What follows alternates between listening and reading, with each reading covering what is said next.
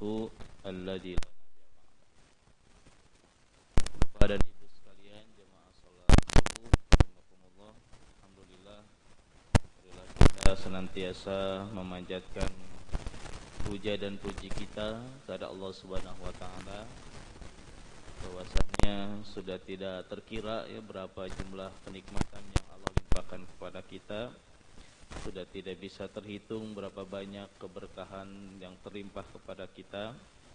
Sampai kemudian detik ini, saat ini kita masih diberikan kekuatan, kesehatan, keistiqomahan.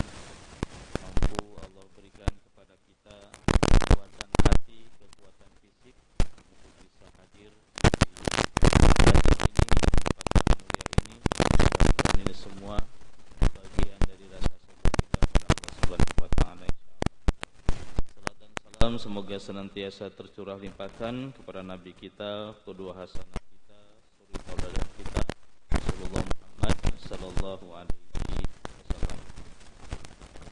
Bapak dan Ibu sekalian, insyaallah pada hari ini kembali kita akan sharing tentang kajian sirah dan alhamdulillah sudah masuk ke bagian ke-6 ya, yaitu menuju periode Fatu Mekah ya, kemenangan Mekah, kemenangan-kemenangan yang akan didapatkan oleh kaum muslimin yang mengantarkan kepada kemenangan yang sejati, yang hakiki. Episode ini dimulai dengan perdamaian Hudaybiyah ya. Ini nama tempat ya di sebelum Mekah. Nah, Bapak sekalian, peristiwa ini terjadi ketika Nabi memiliki inisiatif ya, memiliki keinginan untuk berziarah ke Baitullah.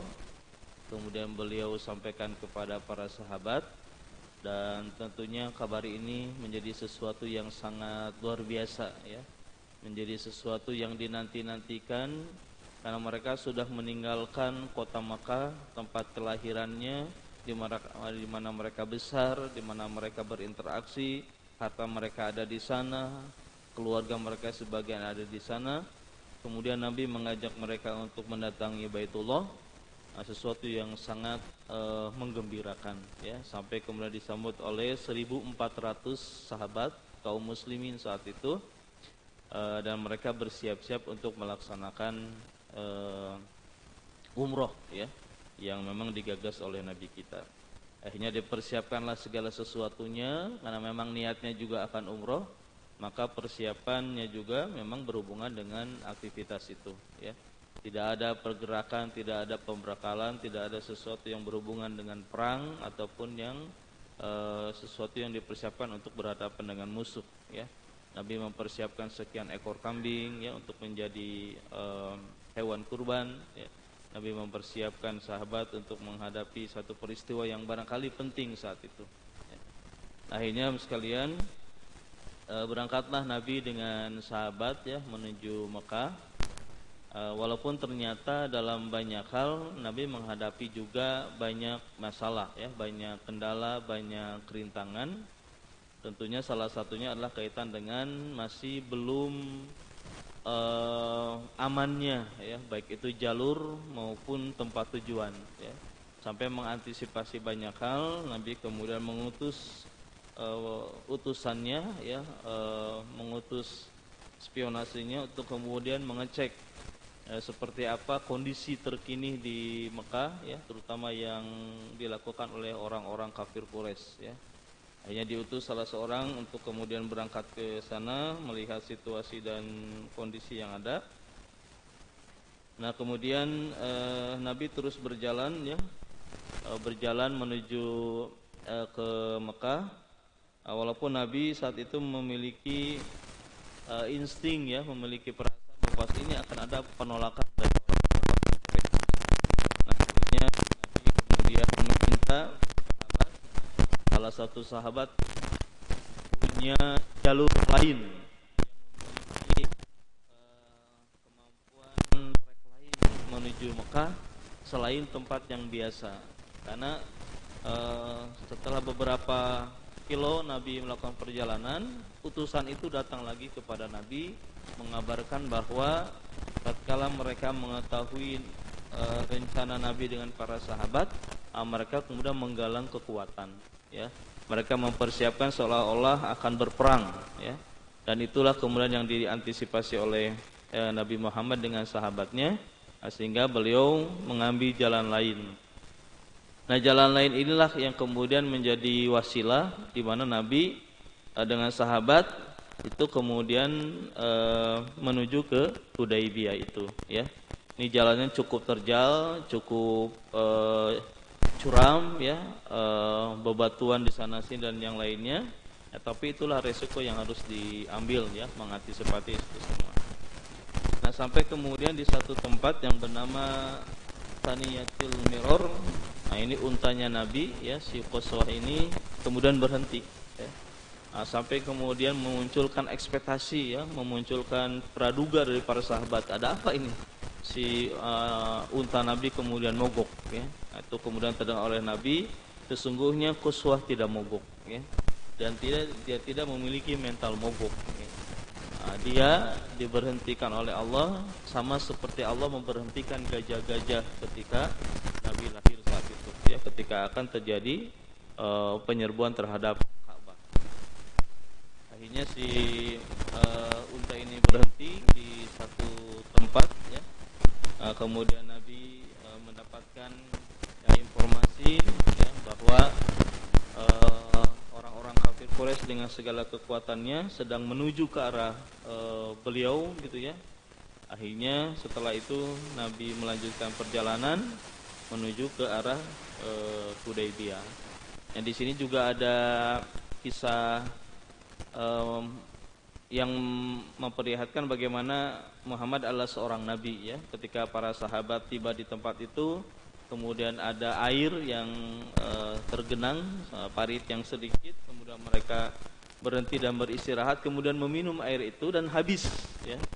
Sementara masih banyak sahabat yang belum meminum air itu atau belum minum air di sana, sampai disampaikan kepada Nabi. Nabi mengambil satu anak panah, kemudian diperintahkan sahabat untuk menancapkan di parit itu. Qadarullah, dari situ muncullah air sehingga parit itu menjadi penuh dengan air. Dan semua sahabat, ya, bisa menyelesaikan atau bisa mengurangi rasa hausnya dengan minum di parit itu. Nah, kemudian ketika mereka masih ada di tempat itu, datanglah Badil bin Warqa al-Khuzza, ya. Beliau menginformasikan kepada Nabi, ya, bahwasannya orang-orang kafir Quraisy itu melalui pemimpin mereka Ka'ab bin Lu'ay, Amir bin Lu'ay itu sedang menuju ke lembah Hudaybiyah, membawa beberapa pasukan, membawa beberapa ekor unta untuk kemudian melakukan penghadangan. Sampai kemudian beliau menyampaikan kepada Badil ini bahwa sesungguhnya perjalanan kami ke Mekah saat ini itu dalam rangka ziarah, dalam rangka mendatangi Ka'bah untuk melakukan ibadah umroh, ya. Tapi kalau kemudian mereka tidak suka, ya, dan kemudian mereka ingin melakukan penghadangan, maka kami pun akan siap sampai hanya tertinggal satu orang di belakang kami, ya. Akhirnya hal itu disampaikan oleh Badil kepada orang-orang kafir Quraisy. Setelah disampaikan, di mereka dikirimlah satu orang bernama Urwah bin Mas'ud, ya. Datanglah dia kepada Nabi untuk melakukan prolog, ya, untuk melakukan penjajakan. Apa benar nih yang disampaikan oleh Badil ini kaitan dengan niat dan rencana Nabi ke Mekah dalam rangka ziarah. Hanya terjadi dialog, ya. Ada beberapa dialog yang kemudian menyimpulkan, ya, si Urwah ini kaitan dengan bagaimana penghormatan yang luar biasa para sahabat terhadap Nabi, ya. Jadi ketika Urwah ini ngobrol dengan Nabi kita, ya, kemudian terjadi dialog di antara mereka, sampai kemudian Urwah mengancam, ya, mengancam kepada Nabi dengan kata-kata yang kasar. Itu kemudian datanglah Abu Bakar As-Siddiq, ya, yang counter attack lah gitu, melakukan perlawanan verbal kepada Urwah ya. Dan di situ kemudian muncul satu pertentangan yang ada ya. Sampai kemudian si Urwah mengatakan, siapa tadi yang membentak saya? Itulah Abu Bakar. Oh, Abu Bakar ya. Seandainya bukan Abu Bakar dan aku tidak berhutang budi kepadanya, aku akan lawan dia ya. Nah, kemudian satu lagi ketika Urwah ini akan memegang jenggot Nabi, itu kemudian muncul tiba-tiba di belakang Mughirah bin Subah ya, yang membela Nabi, yang menghalangi Nabi dari hal yang dilakukan oleh Urwah gitu ya. Sampai di situ juga terjadi debat dan yang lain-lainnya. Sampai kemudian ketika Urwah kembali ke Mekah, menyampaikan, dia mengungkapkan satu hal ya. Wahai kaum, demi Allah, saya pernah menjadi tamu para raja, Kaisar, Kisra, dan Najasyi. Akan tetapi demi Allah, aku tidak pernah melihat seorang raja yang diagungkan oleh para pengikutnya sebagaimana penghormatan yang dilakukan oleh para pengikut Muhammad kepada Muhammad ya. Nah, dari itu kemudian diakhiri dengan kalimat, oleh sebab itu apa yang disampaikan Muhammad nanti terimalah ya. Nah, itulah yang kemudian menjadi sebuah kesepakatan, mereka mengutus lagi utusannya untuk langsung melakukan perjanjian. Mereka mengutus Suhail bin Amr ya, langsung berhadapan dengan Nabi, langsung kemudian melakukan perundingan ya. Nabi juga mempersiapkan juru tulisnya, dalam hal ini adalah Ali bin Ali Thalib yang diminta untuk menuliskan isi perjanjiannya. Nah, disinilah Bapak sekalian ada beberapa hal yang kemudian menjadi dasar atau menjadi dalil atau menjadi hujah ya kaitan dengan perjanjian Hudaybiyah ini. Pertama, mereka atau Nabi kemudian mengatakan, tulislah Bismillahirrahmanirrahim ya. Nah, tapi kemudian Suhail ini memprotes ya, kami tidak mengenal Ar-Rahman, kami tidak mengenal Ar-Rahim ya. Maka sebaiknya jangan ditulis itu, tulislah Allahumma Bismika Allahumma ya. Itu yang kemudian diinginkan oleh Suhail. Ali protes ya, tapi kemudian Nabi memerintahkan Ali untuk menuliskannya. Nggak apa-apa, tulis aja ya. Itu yang pertama. Kemudian ketika Nabi menyuruh kepada Ali untuk menuliskan, tulislah perjanjian antara Muhammad Rasulullah dengan kafir Quraisy. Nah, itu juga diprotes oleh Suhail. Kalau kemudian dia mengatakan, kalau kemudian kami meyakini, mempercayai Anda sebagai Rasul, maka kami tidak akan melakukan ini. Kami tentunya akan mempersilahkan Anda untuk masuk ke Mekah tanpa syarat. Artinya bahwa kami tidak mengakui Anda adalah seorang Nabi, maka jangan ditulis itu ya. Protes lagi Suhail, kemudian Nabi memerintahkan, oke, kalau begitu tulislah. Tapi sesungguhnya saksikan bahwa aku adalah Nabi Allah dan aku adalah utusannya ya. Tapi dalam rangka mengakomodir ini, tulislah perjanjian antara Muhammad bin Abdullah dengan orang kafir Quraisy ya. Nah, kemudian selanjutnya masuklah ke beberapa poin penting dari perjanjian itu. Salah satunya yang disampaikan oleh Suhail adalah, salah satunya itu bahwa orang-orang yang, terutama orang-orang Mekah ya, yang kemudian berinteraksi dengan Nabi, yang kemudian datang kepada Nabi, harus dikembalikan ke Mekah ya. Tapi orang-orang yang kemudian datang ke Mekah dari Madinah, maka dia tidak boleh lagi kembali ke Madinah. Nah, akhirnya perjanjian ini menjadi debating, polemik dan yang lainnya, sampai kemudian memunculkan, inilah Bapak sekalian ya, perjanjian Hudaybiyah ini menggambarkan ada satu penolakan dari para sahabat ya, kaitan dengan beberapa poin perjanjiannya. Tapi Nabi melakukan ini semata-mata bukan karena keinginannya, bukan karena hawa nafsunya, bukan karena merendah, bukan karena takut, bukan karena lain-lainnya. Nabi melakukan ini semata-mata karena perintah Allah Subhanahu wa taala, ya. Sampai kemudian nggak apa-apa, dituliskanlah beberapa poin, ya. Sampai ada kejadian ketika Nabi menyuruh Ali mengganti atau menghapus beberapa poin, Ali tidak mau, ya. Akhirnya Nabi sendiri yang kemudian merubahnya dengan tangannya sendiri, disebabkan karena hampir semua sahabat tidak sepakat dengan apa yang kemudian diperjanjikan di dalam perjanjian Hudaybiyah. Mayoritas menolak, ya. Nah, sampai kemudian beberapa sahabat Nabi menyampaikan protesnya. Salah satunya adalah Umar bin Khattab, ya. Sampai Umar bin Khattab itu kemudian mengkritisi Nabi dengan prolog-prolog yang beliau ingin meyakinkan bahwa ini salah gitu, ya. Sampai kemudian, apakah Anda itu Rasul Allah? Ya. Apakah kemudian orang yang berbuat baik masuk surga dan orang yang jahat masuk neraka? Iya. Lalu kenapa Anda melakukan ini ya Rasul? Melakukan apa? Saya menganggap bahwa mereka sudah melecehkan umat Islam. Mereka sudah merendahkan Islam dan lain-lainnya. Kemudian Nabi mengatakan bahwa sesungguhnya aku adalah Rasul Allah. Aku berbuat ini itu bukan karena keinginanku atau karena inisiatif dan yang lainnya. Sesungguhnya ini adalah perintah dari Allah Subhanahu wa taala, dan aku tidak mungkin tidak melaksanakan apa yang menjadi perintah Allah. Cukupkah sampai di situ? Tidak, ya. Umar bin Khattab datanglah ke Abu Bakar, ya, dengan maksud yang sama, ya, minimal ke Abu Bakar temeren. Dan Abu Bakar paling dekat dengan Nabi atau sokku Abu Bakar kayak dipertanyakan. Tapi apa yang dikatakan Abu Bakar ketika Umar mengkonfirmasi itu, jawabannya sama, bahwa sesungguhnya Muhammad itu adalah Rasul Allah. Apa yang kemudian beliau lakukan saat ini sesungguhnya itu adalah dari Allah Subhanahu wa taala. Jawabannya sama.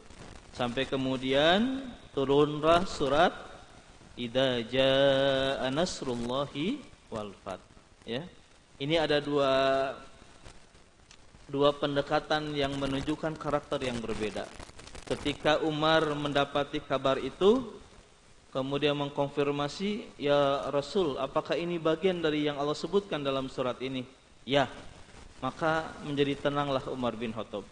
Tapi berbeda dengan Abu Bakar As-Siddiq. Ketika beliau mendapati atau mendengar surat ini, yang muncul adalah rasa sedih yang luar biasa. Air matanya turun begitu deras. Apa yang kemudian dirasakan Abu Bakar?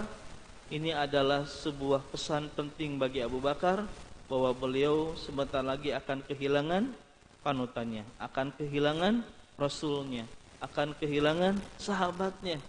Karena ayat ini sudah mengindikasikan satu hal, bahwa Islam sudah dan akan berada di penghujung kemenangan.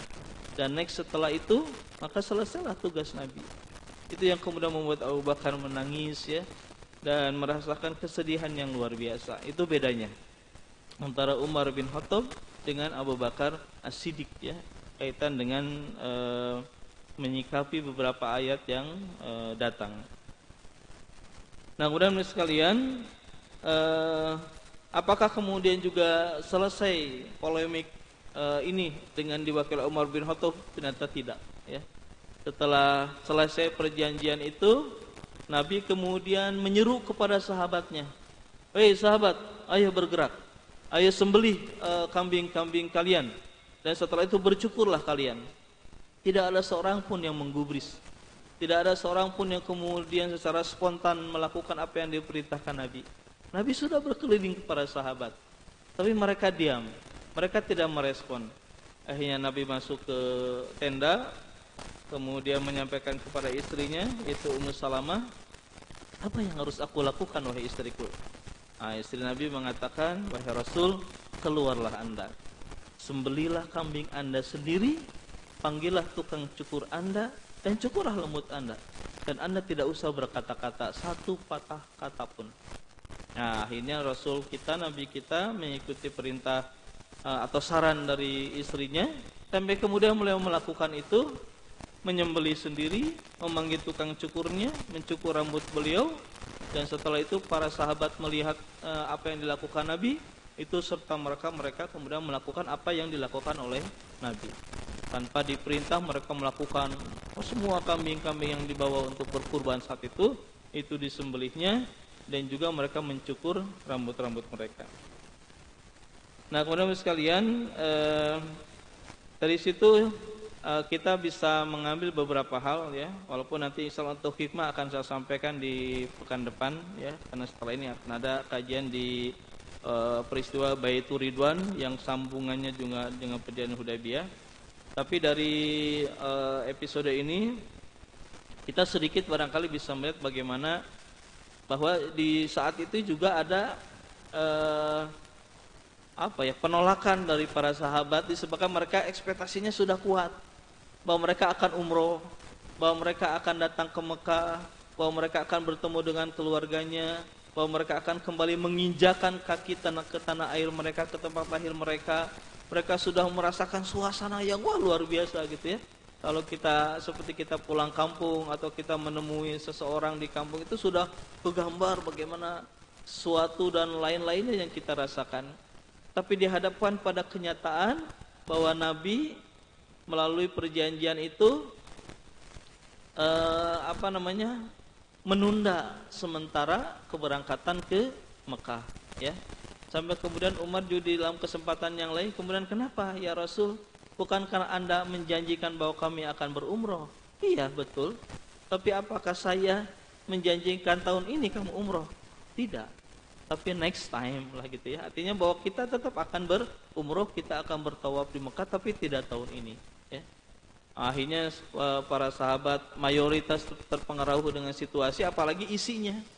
Isi dari perjanjian Hudaybiyah ini menurut para sahabat itu sangat merugikan umat Islam dan sangat menguntungkan kaum kafir Quraisy cara pandang mereka. Tapi berbeda dengan cara pandang Nabi yang basyirohnya datang dari Allah Subhanahu wa taala. Justru perjanjian-perjanjian ini sangat menguntungkan umat Islam. Ya, salah satu buktinya adalah kejadian ini terjadi di tahun 6 Hijriah atau 7 Hijriah. Sementara Fatuh Mekah itu terjadi di tahun 10 Hijriah. Jumlah saat itu 1.400 kaum muslimin. Ketika Fatuh Mekah jumlahnya 10.000 kaum muslimin. Artinya ada loncatan jumlah kaum muslimin yang sangat signifikan dari perjanjian itu. Kenapa? Salah satu poin yang kemudian diungkap di sini, tatkala ada orang Mekah yang datang ke Madinah itu maka harus dikembalikan lagi ke Mekah.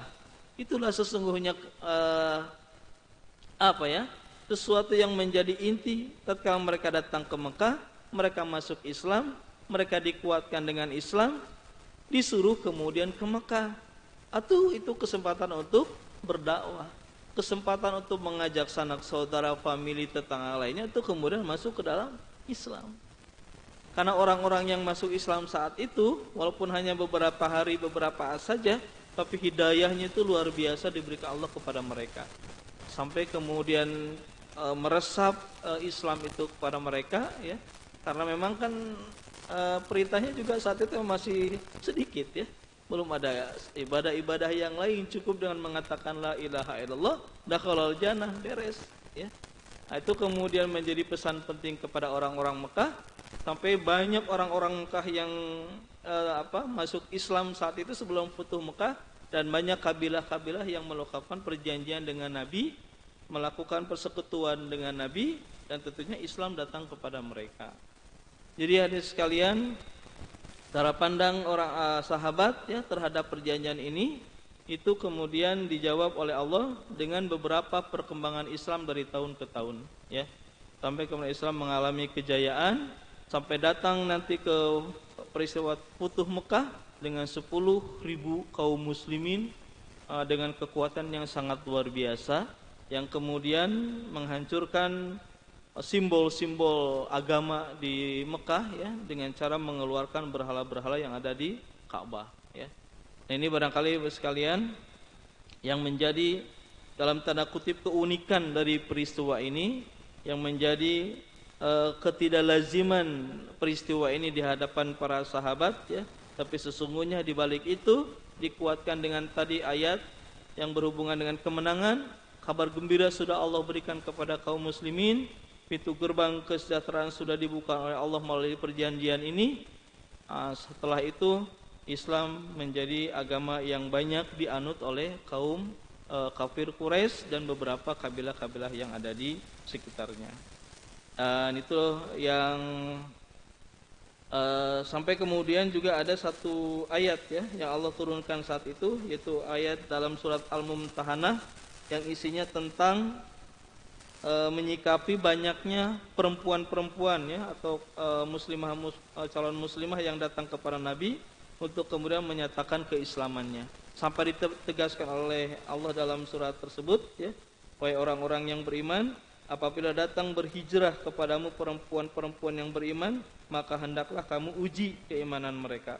Allah lebih mengetahui tentang keimanan mereka, maka jika kamu telah mengetahui bahwa mereka benar keimanannya, maka janganlah kamu kembalikan mereka kepada suami-suami mereka yang kafir. Mereka tidak halal bagi orang-orang kafir, dan orang-orang kafir itu tidak halal bagi mereka. Itu karena banyak perempuan-perempuan kafir Quraisy yang datang kepada Nabi setelah perjanjian Hudaybiyah. Salah itu adalah Kulthum bin Uqbah ya.